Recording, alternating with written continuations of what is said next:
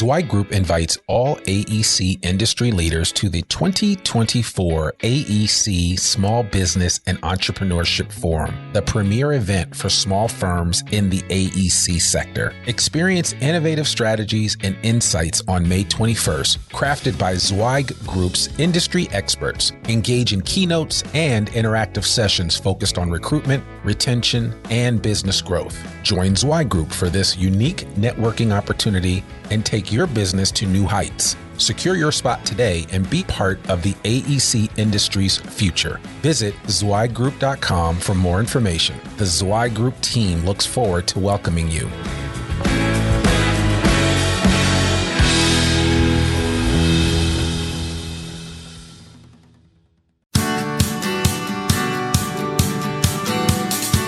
Welcome to the Zweig Letter Podcast, putting architectural, engineering, planning, and environmental consulting experts straight talk in your ear.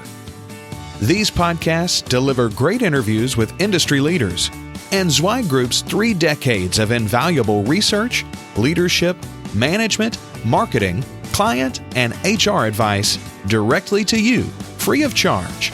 The Zweig Letter Podcasts let you develop personally and professionally, wherever you are.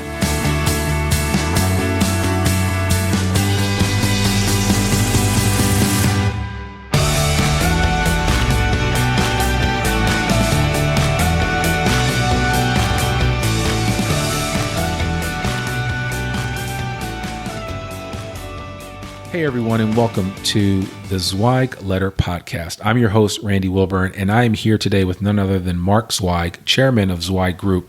We are here to talk about a topic that is important to him as much as it is to me, and that's really about the glue that holds your firm together. And I'm talking about those unsung heroes in your organization that really make things happen on a daily basis. You know, the people that answer the phones, the people that make copies, the people that run to the post office, the people that send out all your packages, the people that respond to information or inquiries that come through the door and make sure that they get to the appropriate parties. You know, these individuals that I'm talking about, they're the people that pay the bills for you on a regular basis, that make sure that things don't bounce and make sure that ledger balances are up to date. But Mark recently wrote an article in this Zweig letter about don't forget about the other people in your firm. And I read that article and it really reminded me of the importance of making sure that as you operate your design firm, you make sure to include everybody in the process and you make sure to acknowledge everyone. And so, Mark, I'd love to get some thoughts and feedback from you on this particular article. And maybe you might want to share the backstory of why you were even encouraged to write this in the first place. Well, I don't know that I was encouraged to write it, but I guess I was inspired to write it. Okay. But yeah, we twisted your arm there. So okay. yeah, No, it's all good. It's a pretty simple idea, and most people in this business know what I'm talking about, that there's always been a cultural difference between the people. Pretty much every firm has this sort of the billable people versus the non-billable people, sort of thing going on, and it's really unfortunate. You know, it's the superiority of those who do work that clients pay for, and everybody else is there to just support them in some way. And some firms, the principals verbalize that. It's not just that you suspect that they think that way; they do think that way. Right. And it's just detrimental to the morale of the place. It's you see the negative consequences of that. People who are doing these other jobs, and these other jobs are important: the marketing stuff, the accounting stuff, the IT stuff, the phone answering, whatever. Okay, it's all important. And it affects everybody how well those jobs are done. Yeah. And those people don't need to be sort of, second class. They don't want to be They don't want to feel like they're not important. They don't want to feel like they're not doing something that's critical to the organization, that's valued. Okay. And so, I just think we need to. I'm not sure there's any easy cure-all for this problem. It's sort of, it's not hard to understand that the people who sell and do the work are going to be the ones who are thought of as more important. But nevertheless, we better figure out a way to make these other people feel like they're important too, or we're going to lose the good ones. And the good ones are so critical. Yeah. They make a huge difference in the firm and how well it does and what its image is in the market and how smoothly it operates as a business. Right. It's like if you were a car company and the only people that did anything that were valued were the assembly line workers and the designers and the salespeople, and the designers weren't critical or whatever because they weren't. I don't know. It just seems like it's critical to be thinking about this. Yeah. If you look at the turnover rate in some of these jobs, it's very high.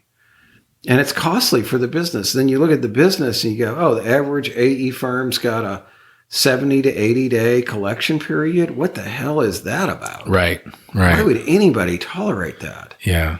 Maybe they need some better people doing the billing and collecting and reviewing the contracts. I mean, I don't know.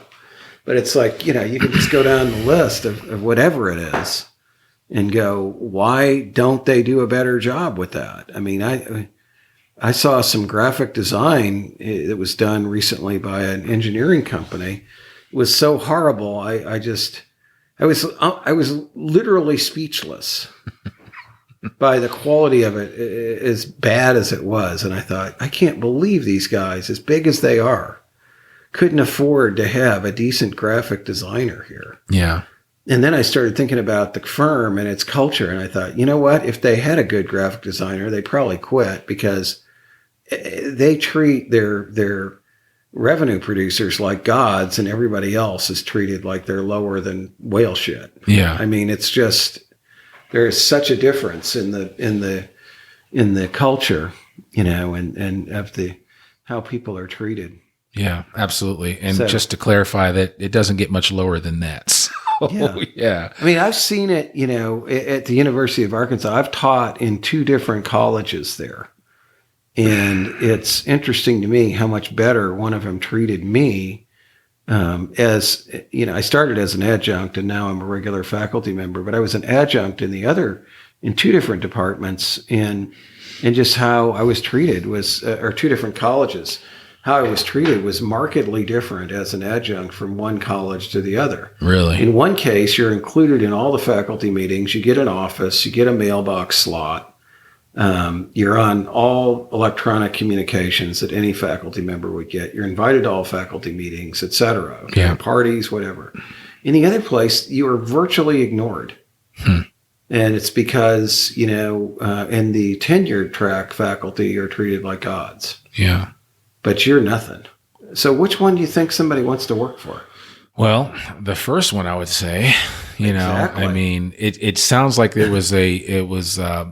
just 2 distinct cultures existed. Yeah, but they're both, in both cases, it's the tenure track faculty members are like your registered professionals. Right. Okay. Right. And anybody else is like somebody else. Yeah. They're the dog support meat people or the technicians or whatever. And so it's just really, I think it's really important to be cognizant of this and, include these people, make them feel like they're important. We do a really good job of that at the Walton College. Like, we have our faculty and staff meetings. They're always together. The faculty and staff is included. Okay. That makes a big statement. Yeah. Yeah. Gathering everybody together at one time. Well, I mean, and I think one of the phrases that you used is all for one and one for all. And I think if you want to create that environment where everybody's bought into it, you have to make sure that you're taking care of everybody from the top to the bottom. Yeah. You really do. But it's unfortunate, but it's the reality of our industry that it's not very common. Yeah. Yeah. Any stories come to mind that you can think of with regard to just the difference maker that even just regular folks can make in an organization? I mean, I think things like open book management are part of it. I think trying to, find ways to publicly praise the people who did something good. Yeah. Let's talk about how we just collected 20 grand that we thought was a write-off because Sue over in accounting, figured out how to get it. I mean, that's important. We celebrate the job we just won, but do we ever celebrate those other things? Right. And I remember a story that you told of a former a bookkeeper that we had on staff that was pretty deft at getting money from some pretty strange places. Yeah. And I remember you telling a story about her being able to get some money from a firm that had owed money to Jordan for like 2 to 3 years. It was 2 or 3 year old AR from Jordan. I'm like, forget that. We got it. Right? Yeah. I was like, yeah. You want to make a big deal about that, though, right? Exactly. It's like, why act like, we won't say anything about that. So then they'll just expect a raise. Yeah. Well, they probably should get a raise. That's more like found money in some instances. Okay. So, yeah. So, well, no, that's cool. I think it's important for people to hear this story. And I certainly want to encourage you to read, if you can, check out that edition of the Zweig letter and that article. Don't forget about the other people in your firm. It was from May 14th. Actually, it was just a week ago, really, from the timing of this recording, but certainly want to encourage you to read this and share it with other leaders within your organization. And just remember that it takes more than just you guys listening to this to get it done. And in most, or if not in all cases, it takes a village, if I may use that overused expression, but it literally does take a village to run a company. Just like it takes a village to raise a child, it takes a village to run a company. And that's everybody from top to bottom. And everybody needs to be all in. And so I really want to encourage you to get your people on board and make sure that you're recognizing them, like Mark said, in a timely manner. And even when it's something small, you should still recognize people, because sometimes that's all it takes. And too often we don't even do those little things in order to, set ourselves apart in the mind of those that are coming in every day to really do what amounts to a yeoman's task when it comes to the amount of work that's in front of them. And sometimes it's for very thankless opportunities, and sometimes it's not for all the money in the world, but they do it day in and day out. So really want to encourage you to take this opportunity to recognize those individuals in your firm that would be, quote unquote, the glue that bring it all together and make it all happen. So, but, well, Mark, thanks so much, man, for sharing those thoughts. This is a little bit of a shorter episode today, but it's a point that we really want to drive home to our listening audience. And it's something that we don't always get to talk about. So I really want to thank you for sharing your thoughts on this, and big shout out to the people in our firm that make it all happen, on a regular basis. And like Bree and Anna and so many other people that just are really getting it done on a regular basis. We have outstanding interns. We're just really fortunate to have a great group of people, and we just have individuals that we can always count on to get the job done no matter what. So whether it starts at the top with people like Mark and Chad Kleinens, who's the CEO and president, but everybody here is all in, and we treat each other that way, and we respect each other. And it certainly shows in how we interact with and work with our clients and the level of service that we offer. So definitely, not that we're an example beyond any other firm that's out there. I'm sure there's some other great firms that are doing some amazing things, but take it for what it's worth. Treat your people right all the time, and it will pay back in spades in the long run. And it won't necessarily all be financial, but it will just create a quality work experience for everybody on your team. And when people see you treating even and I won't call it the lowest of folks, but even when they see you treating just your entry-level people with a high level of respect and care and consideration, it will resonate with everyone. And it will go a long way in creating a level of what I like to call by any means necessary mentality from your employees, because that's what you want in order to get the job done. So thanks so much for listening to this episode of the Zweig Letter Podcast. I thank Mark Zweig for joining us once again.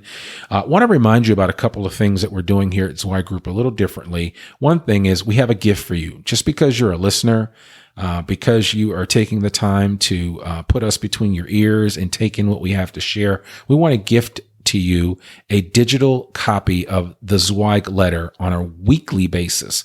That's right. The Zweig Letter comes out every week, 48 weeks a year, and we would like to gift that to you. It comes out every Monday at noon. And if you visit zweiggroup.com and just click on the Zweig Letter, you will be able to enter your email address. I promise you no spam, but that will enter you into getting a digital subscription to the Zweig Letter weekly. It's free. Have at it. If you'd like to sign up your whole firm, we've had firms of 600 people sign up for the Zweig Letter at once. It's 100% free. We can make that happen. Just check us out. Check out the show notes, and we'll get you some additional information on that, and we'll get you set up right away to get everybody in your firm a copy of the Zweig Letter. In addition, folks, just a couple of months ago, Mark and I rolled out the first of several new videos from our Z-Learning training program, which is online continuing education offerings that we have here at Zweig Group. And we're covering everything from project management, business development, marketing, branding, sales. We're spending time talking about leadership development, soft skills, financial management for non-financial managers. Any topic that you can think of that is necessary to run your firm successfully, we are either in the process of creating a training for that, or we have started creating trainings for that we think you would want to check out. We have 4 videos that are actually complete.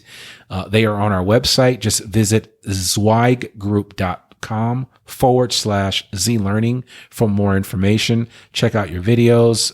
There are sample videos available online.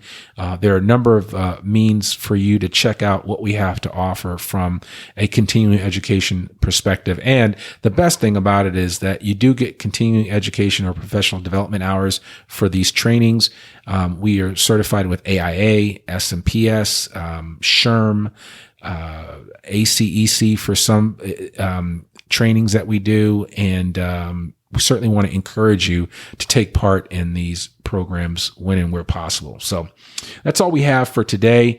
Thank you so much again for listening to the Zweig Letter Podcast. Remember, we are available wherever great podcasts can be found. Check us out there. And as always, we would love it if you would share this podcast with a friend. Remember, sharing is caring. I'm your host, Randy Wilburn, and this has been another edition of the Zweig Letter Podcast. We are elevating the industry one podcast at a time. Won't you join us? Take care and have a great day. Thanks for tuning in to this Zweig Letter Podcast episode. If you want more wisdom and inspiration, in addition to information about M&A, strategic planning, HR, and marketing your firm, subscribe now to the digital version of the Zweig Letter free of charge. Just visit thezweigletter.com/subscribe and leave your email address. Your free subscription will begin immediately.